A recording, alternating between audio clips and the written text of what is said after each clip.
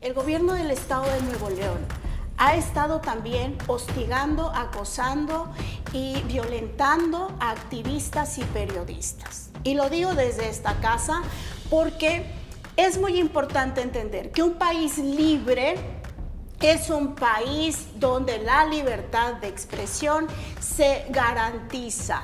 Tenemos que seguir pugnando para que haya una autonomía bien definida y donde no se traspase entre el Poder Ejecutivo y el Poder Judicial. El presidente no es el jefe del Poder Judicial y el Poder Judicial no es el jefe del presidente. Todos los que estamos en el servicio público tenemos un solo jefe y además del pueblo es la Constitución. El tema de la guerra, que bueno, está por todos lados, ¿verdad? Pero aquí vamos a hablar de la otra guerra, la guerra ideológica, porque esa guerra sucede igual que la guerra física, la guerra en donde ahorita mucha gente en redes sociales se ve el hate.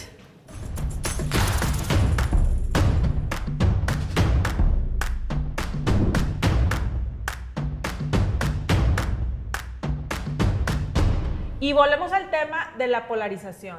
¿Por qué? Porque otra vez está la Suprema Corte y el presidente en la palestra de polarización. De decir, se filtró un video de Norma Piña que dura 2 minutos en donde ella dice que el silencio no es inacción. Con respecto a la desaparición de los 14 fideicomisos de la impartición de justicia, etcétera. Entonces, este video se filtra y el siguiente día AMLO sale a decir, poner con peras y manzanas, cómo estos fideicomisos suman 21,000 millones de pesos, ¿sí? Y cómo se gastan el erario en cuestiones de privilegios y tal, y para esto sí usa al INAI, el presidente, porque para otras cosas no lo usa, pero para esto sí, porque quiere transparentar cómo los jueces están usando el dinero aventándolo. Pero bueno, aquí la cuestión que yo pongo sobre la mesa es, a ver, a lo mejor sí hay algunos millones de pesos de más en los fideicomisos, pero la mayoría de ese dinero se usa para la impartición de justicia. Y esto se quiere quitar para que el presidente y el gobierno los canalicen, estos millones de pesos, a becas, supuestamente, y a cuestiones de pensiones, supuestamente. Y yo sí me pregunto, ¿y no será para lo mismo que siempre, las obras insignia? ¿No será para otra cosa? Porque después nosotros como mexicanos no tenemos el papel en donde se gasta lo que supuestamente recorta por austeridad. Entonces aquí pongo sobre la mesa esto, porque otra vez a Norma Piña y a todo el aparato judicial se le ataca de una forma en la mañanera en donde se divide el país y se polariza y vuelve a ser violento. Entonces, a ver, aquí tú, ¿qué opinas, Dore, de esto? Pues para mí son dos vertientes de este mismo tema. O sea, por un lado, tenemos que seguir pugnando para que haya una autonomía bien definida y donde no se traspase entre el Poder Ejecutivo y el Poder Judicial. El presidente no es el jefe del Poder Judicial y el Poder Judicial no es el jefe del presidente. Todos los que estamos en el servicio público tenemos un solo jefe y además del pueblo es la Constitución. Entonces, esa autonomía de poder se tiene que respetar. Por otro lado, también en esta exhibida, digamos, que le da el presidente al Poder Judicial, sí podemos percatarnos de algunos privilegios absurdos que en el año 2023 ya no da para que los servidores públicos lo tengamos, tipo el gasto en ropa para los jueces. No me frieguen. O sea, no es absolutamente por eso innecesario. digo, se puede recortar y a lo mejor hace 70 años era un tema permitido, ahorita no. Sí. El dinero público no es para eso. En eso o sea, tiene razón el presidente en ese sentido. O también hay un rubro de casas, ¿no? Algo de que sus casas... Eso no lo vi. Sí. Pero bueno, también, o sea, obviamente no, ¿verdad? Para eso es tu sueldo, tú decides en qué lo inviertes.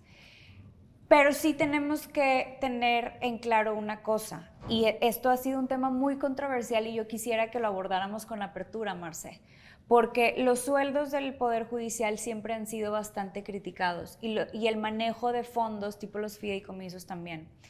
Pero parte de garantizar la autonomía en su toma de decisiones es que estas personas que encabezan el Poder Judicial tengan una estabilidad mientras que están a su cargo, pero también a futuro, para que la tentación de alguien que quiera ejercer un acto de corrupción o de compra o de manipulación vía un incentivo económico hacia sus decisiones jamás esté sobre la mesa. Entonces sí, siempre ha sido cuestionado que los jueces ganan muy bien, que el Poder Judicial, que los magistrados, pero en esa, digamos, salvedad estamos garantizando que ellos tengan autonomía en sus decisiones, porque un día van a dejar de ser jueces y de qué van a trabajar en su práctica privada, pero luego no pueden caer en conflicto de interés con cosas que ellos hayan votado o visto antes. Entonces, por eso les decía yo, este es un tema que tenemos que ver con apertura. Lo que no tiene flexibilidad debe ser la autonomía y la independencia entre poderes, poder ejecutivo, poder legislativo y poder judicial. En este caso estamos viendo dos, el ejecutivo y el judicial. Tiene que tener el presidente muy en claro que él no está por encima de la Corte, y la Corte no está por encima del presidente, el único por encima de los dos es la Constitución, y sí termina siendo en la Suprema Corte, el Poder Judicial también, el lugar en donde se garantiza la aplicación irrestricta de la ley y donde se analiza cuando la ley se está transgrediendo de alguna forma. Pero sí tiene que tener el presidente muy claro que hay que respetar al Poder Judicial, a la Suprema Corte y, por supuesto, la figura de la presidenta de la Corte. Es que eso que dice Lore, Indira, ahorita vamos contigo, pero eso que dice Lore es, o sea, totalmente cierto, pero ahorita en el papel, el presidente, bueno, en el papel, en la mañanera, en el papel de actor del presidente, ha traído y ha arrastrado a la Suprema Corte a un nivel de tú, yo, ustedes, nosotros, ¿verdad? Entonces, esa parte, yo creo que la gente, el mexicano de a pie,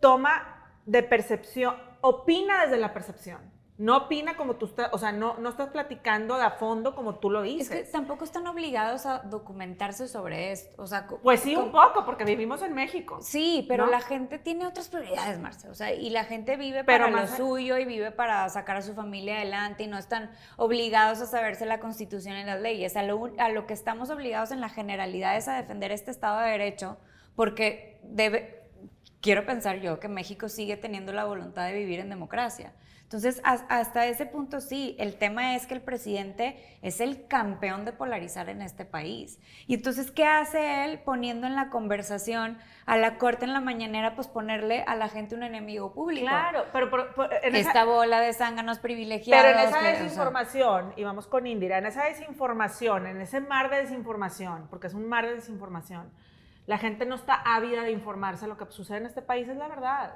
Entonces, la conversación se filtra desde la percepción. Norma Piña, el video de 2 minutos donde dice que la inacción, que el silencio no es inacción, que no sé qué. O sea, entonces la gente, el que calla otorga, por eso el titular, empieza de ahí la conversación. Indira, a ver, ¿tú qué opinas? Bueno, en primera, nadie vamos a negar que la rendición de cuentas del dinero siempre va a ser válido, importante y trascendental. Que no es lo mismo pedir rendición de cuentas sobre en qué se gasta y cómo se utiliza ese dinero, que debe de ser algo normal o debería de ser algo normal, a hacer un uso faccioso de justo un derecho que es válido para cualquier mexicano o mexicana, que es conocer en qué se utiliza el dinero de cualquier institución pública. Entonces, el tema aquí relevante es que en ese como chequeo de acciones que hace Andrés Manuel López Obrador, pues es justo una más para consolidar la visión de un Estado donde el presidente lo dicta, determina y ve absolutamente todo. Y ahí sí se cumple el al diablo las instituciones, tal cual y a la medida. Sí. ¿Qué es lo riesgoso de esto? Más allá del dinero, porque insisto, esa es una duda válida y cualquier persona que necesite saber a dónde va el dinero de sus impuestos, bien, es más, ustedes muy bien, pero El tema aquí es que cuando un presidente quiere él ser el Estado, él ser los poderes, él decidir el rumbo de un país y de la justicia, sí. pues entonces ese es el riesgo, porque justo los países que hoy tienen el control, el presidente es el que tiene el control absoluto o el mandatario principal, pues son esos países que están sin libertad.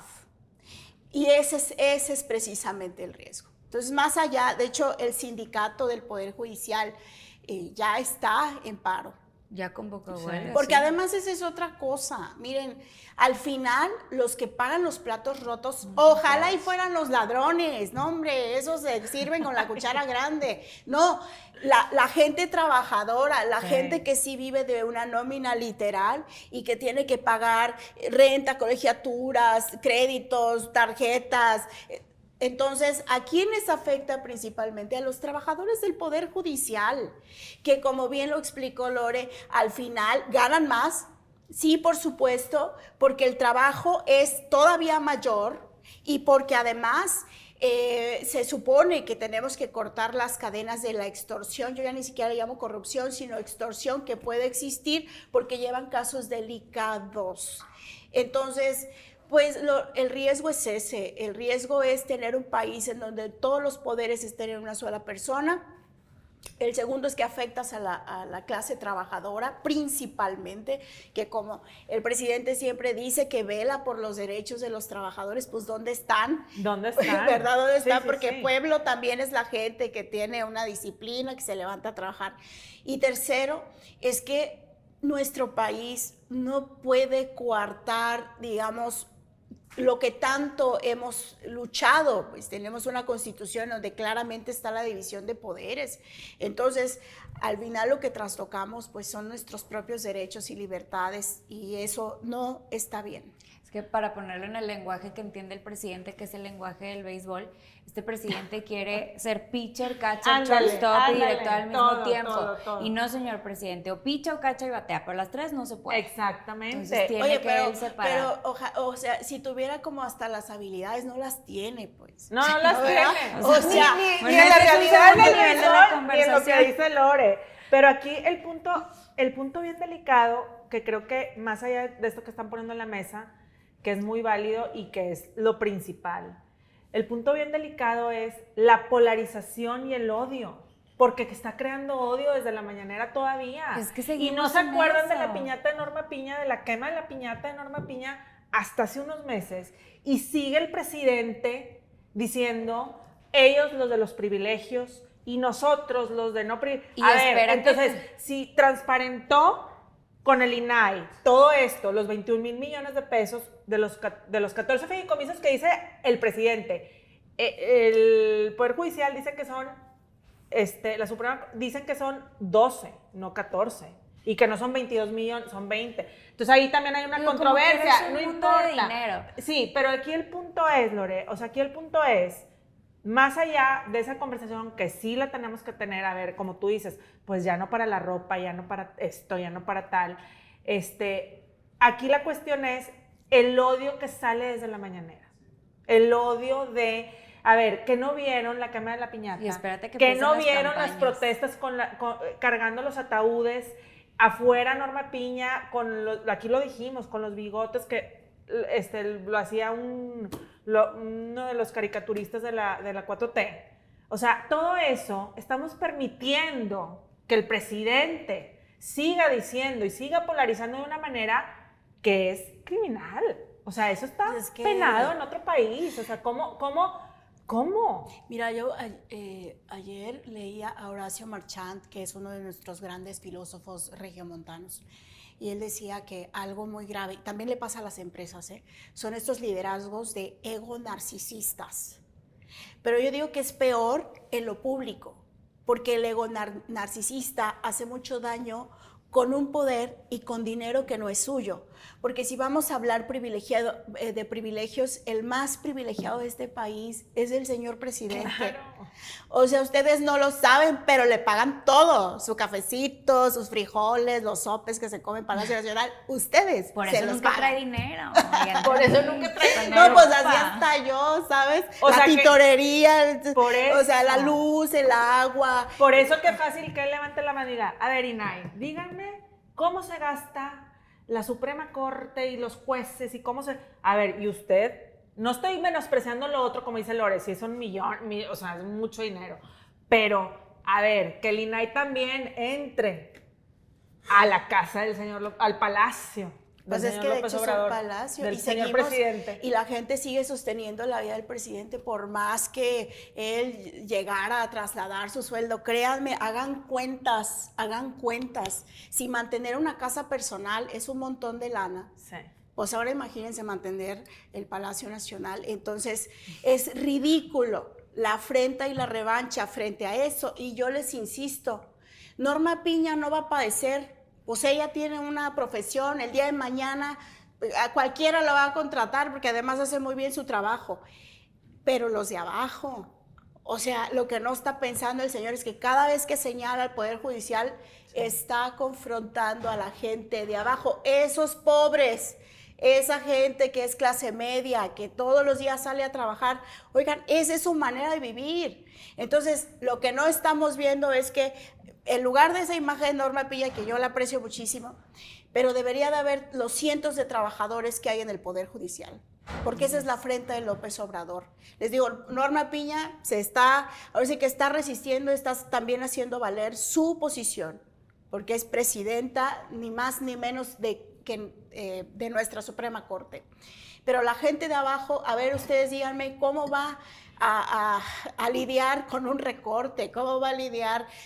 A ver, a veces hay funcionarios públicos, humanicen esto, que hasta ponen de su dinero, fotocopias, papel de baño, Sí. No crean que son las instituciones VIP para trabajar. O que agarran los casos a veces por su lado, casi creo. O sea, en el Claro. sentido de que, bueno, ya no da para más, pero el caso a lo mejor tal, y por acá, pues empiezan a moverse a ver cómo.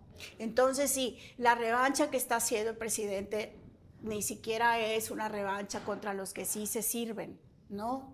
Es contra las y los trabajadores. Tan es así que el sindicato lo entendió tan bien, Sí. entendió sí. también el mensaje, que fueron los primeros en decir, bueno, está bien, no quieren que estemos aquí, digamos, con lo que ganamos, pues nos vamos a paro. Imagínate. El Poder Judicial en paro. Imagínate. Eso está provocando el presidente. Pues, por eso yo digo, pues al diablo con las instituciones, miren, se los está cumpliendo perfecto.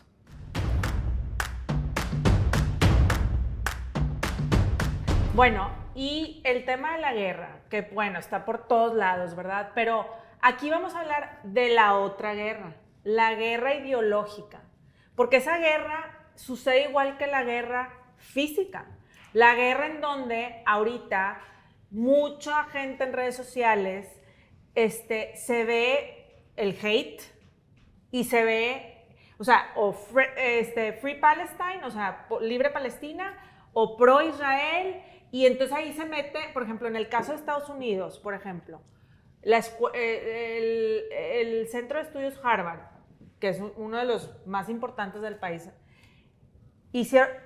los estudiantes redactaron una carta pro-Palestina en donde se pusieron ellos a defender más allá de lo que estaba haciendo Hamás.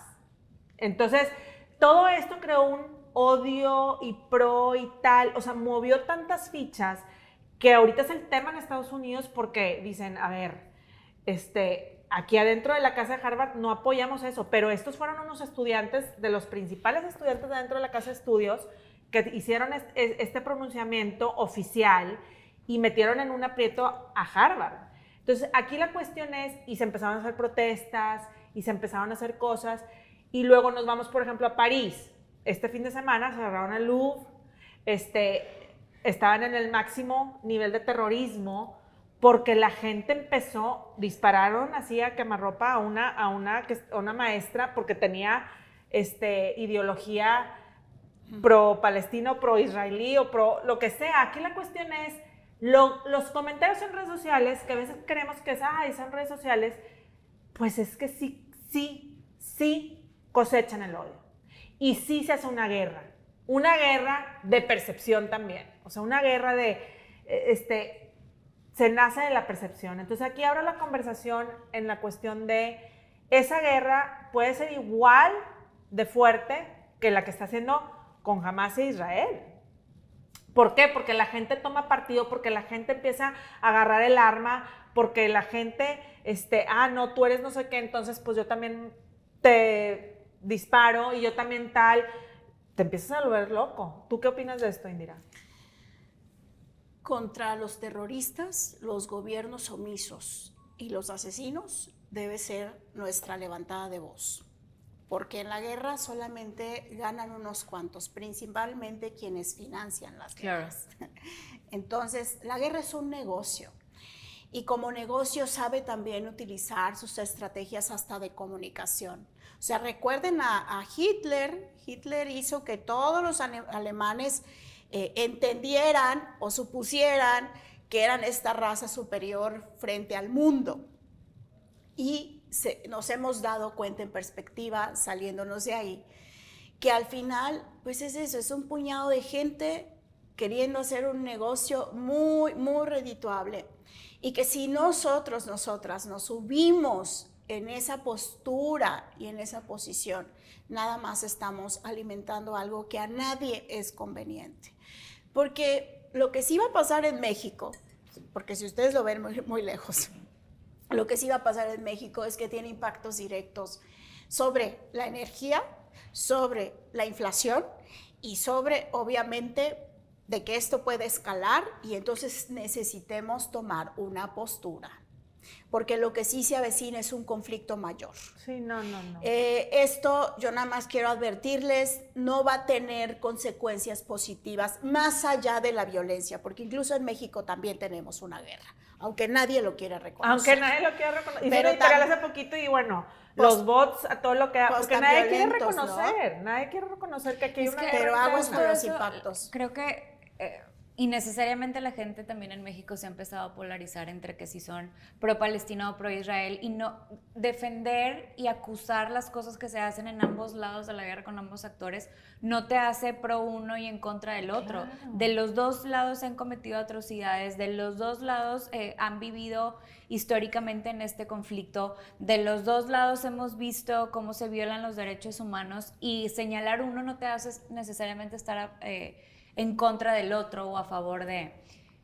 Pero lo que yo le invitaba a la gente con la que platicaba y que me preguntaban, les decía, ojalá que en México tuviéramos el mismo interés que está generando ahorita la guerra Palestina de Israel, con las guerras internas que tenemos todos los días. Sí. Porque vivimos cuestiones súper peligrosas, actos terroristas en México.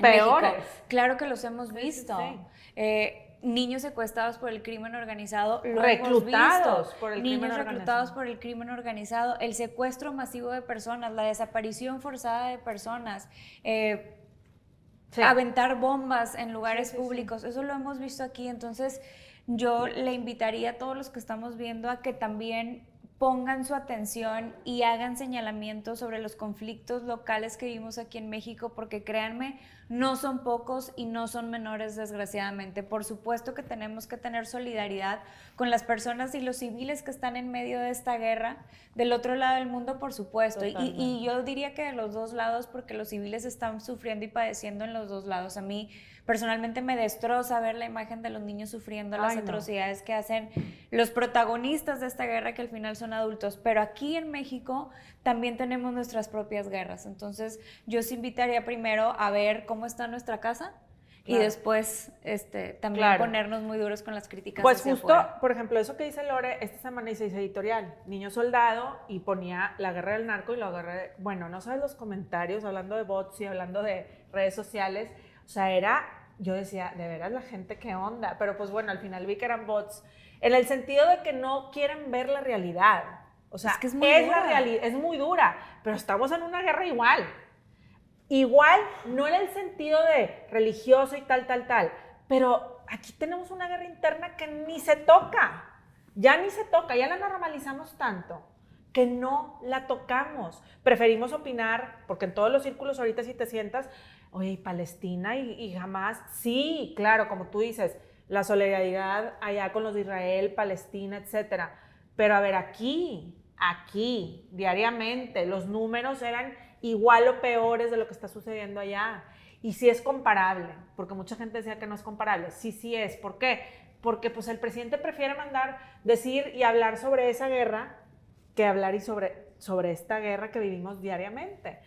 Pero nos salimos un poco de eso. Yo digo, esta parte ideológica, que también la vivimos aquí adentro. O sea, la parte ideológica de, no, yo estoy a favor, yo estoy en contra, yo estoy no sé qué. Esa parte ideológica que se vive en redes sociales, al final tiene repercusiones reales. O sea, aquí mataron a una maestra porque el niño se pronunció pro Hamas. O sea, espérate, por un conflicto que está pasando allá. Entonces, las redes sociales, todo eso tiene una repercusión más allá de lo que creemos. Y creo que, ojo, no seamos precursores del odio. O sea, no incitemos al odio en nuestros comentarios. Paz y amor en las redes y paz y amor en las guerras, ¿no? Pues es que al final, si la religión también tiene posturas políticas. Y yo creo que la postura política máxima de todas las religiones tiene que ver con que Dios es amor y que nosotros somos esa semejanza. Entonces, pues ahorita mismo parecerá algo como muy exclusivo de las personas que practican una religión, pero yo creo que hoy es un llamado que va más allá de las fronteras de los países y de lo que nos hace diferentes. Hemos llegado al punto en que debemos de entender que ser diferentes no nos hace enemigos. Y yo insisto, la guerra es un negocio. Sí, es un negocio. Ustedes vean a quién se la compran y a quién están haciendo ricos.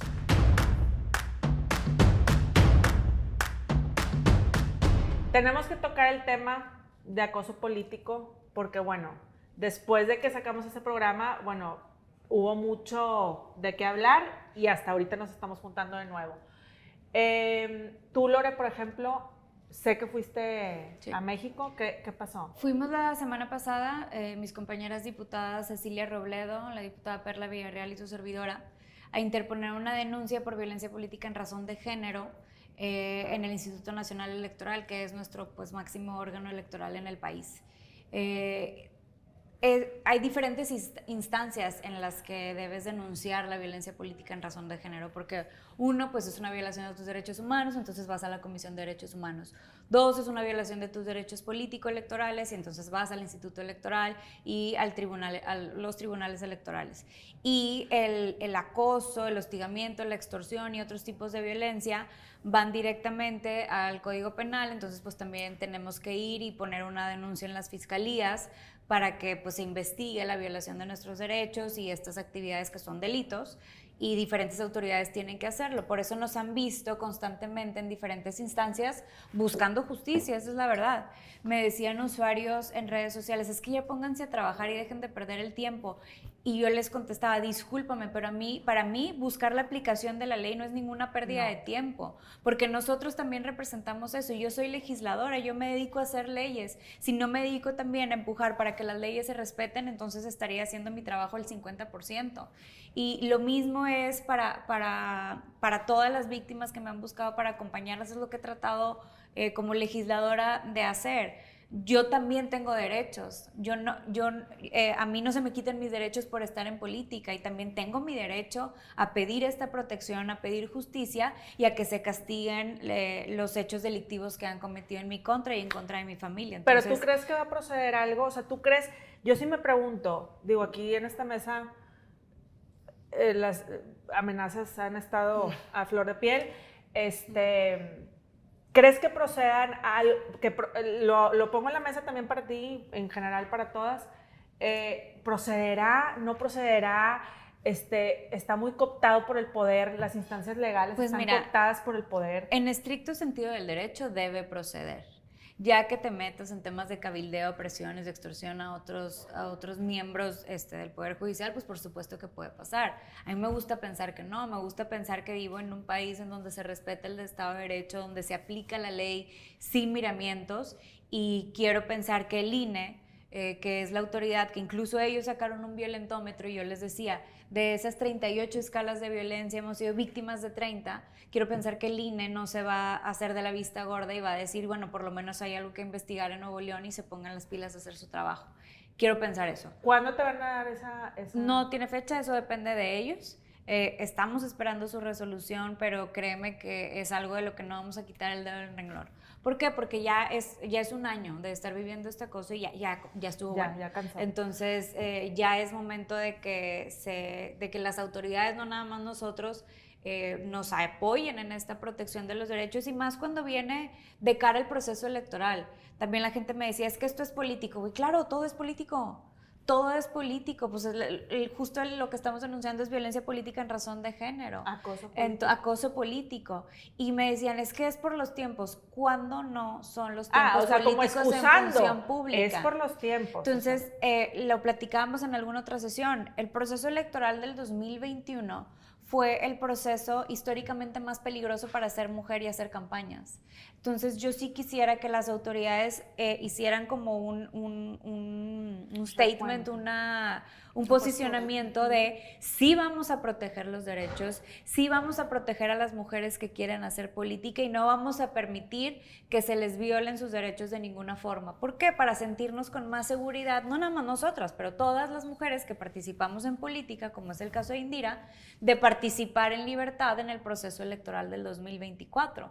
Porque ves las cosas como están ahorita y dices, o sea, ¿le entro o no le entro? ¿Tú qué onda con todo esto? ¿Le sigues entrando Pues o no le sigues entrando? No, yo les mandé un mensaje abierto desde la tribuna del Senado. Yo no me voy a bajar en esta aspiración. Es nuestro derecho legítimo y lo podemos hacer en paz porque se supone que vivimos en un país para ejercer los derechos libremente.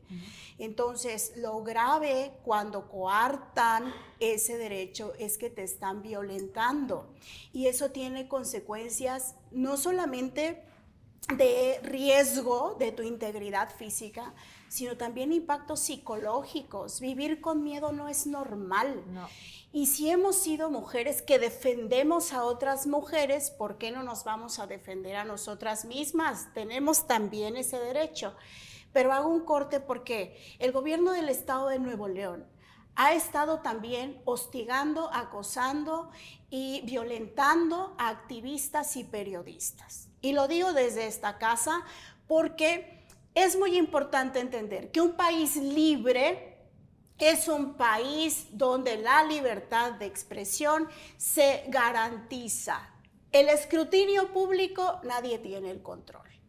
Pero que los activistas y que las y los periodistas ejerzan en libertad lo que es su expresión, su pensar, opinión, sus posturas, su visión, es la máxima garantía de que vives en un país libre.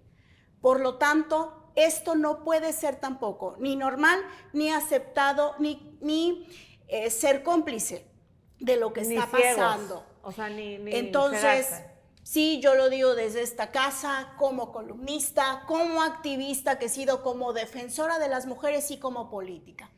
Porque una sola persona, no hablo de un grupo que ya es, una sola persona que esté en riesgo por ejercer sus derechos, entonces quiere decir que el Estado está siendo negligente, omiso y violento. Y eso no lo podemos permitir.